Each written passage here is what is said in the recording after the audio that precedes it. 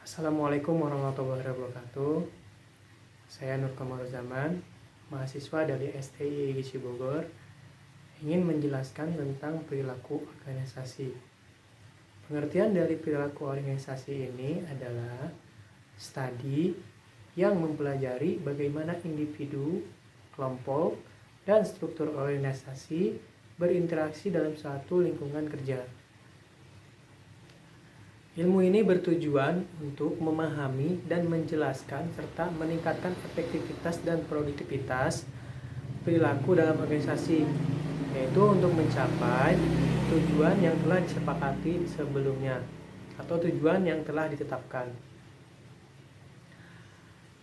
Stephen P. Robbins mengembangkan bahwa model perilaku organisasi terfokus pada tiga tingkatan. Yang pertama ada tingkatan individu, yang kedua ada tingkatan kelompok, yang ketiga ada tingkatan organisasi. Untuk tingkatan individu yaitu mempelajari kepribadian, motivasi, serta pembelajaran individu dalam organisasi atau struktur organisasi. Yang kedua yaitu tingkat kelompok. Tingkat kelompok yaitu menganalisis kerjasama tim, dinamika tim, juga komunikasi dan pengambilan keputusan dalam kelompok kerja.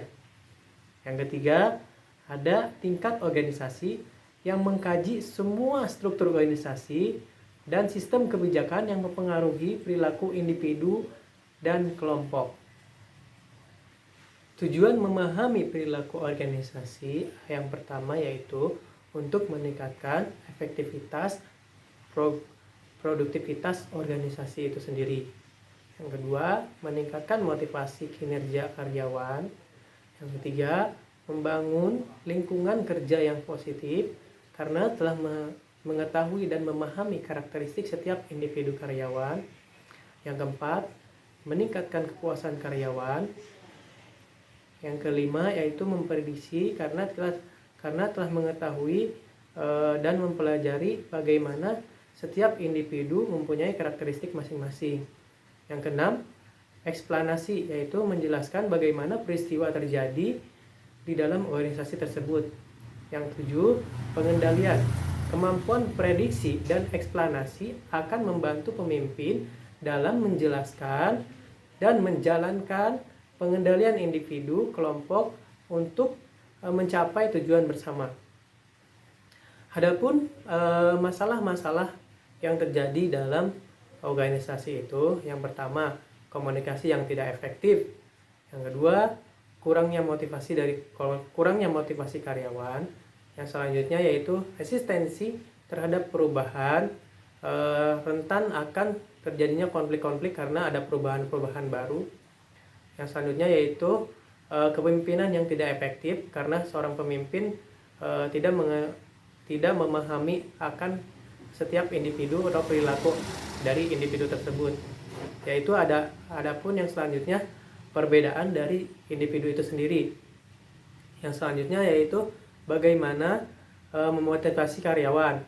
Yang selanjutnya ada tingkat kepemimpinan yang akan menimbulkan masalah dalam organisasi itu sendiri.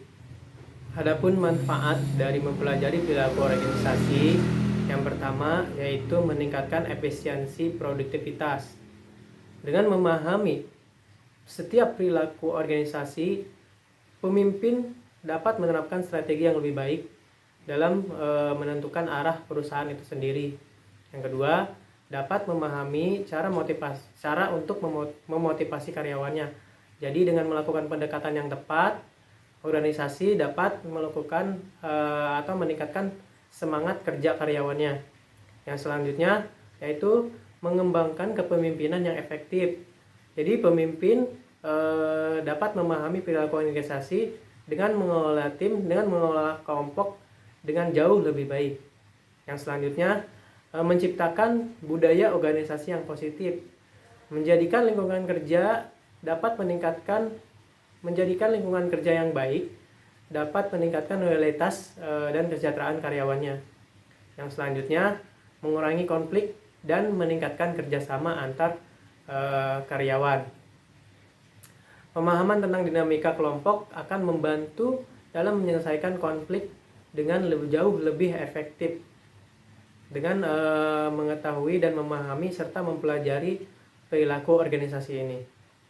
Baik, terima kasih. Wassalamualaikum warahmatullahi wabarakatuh.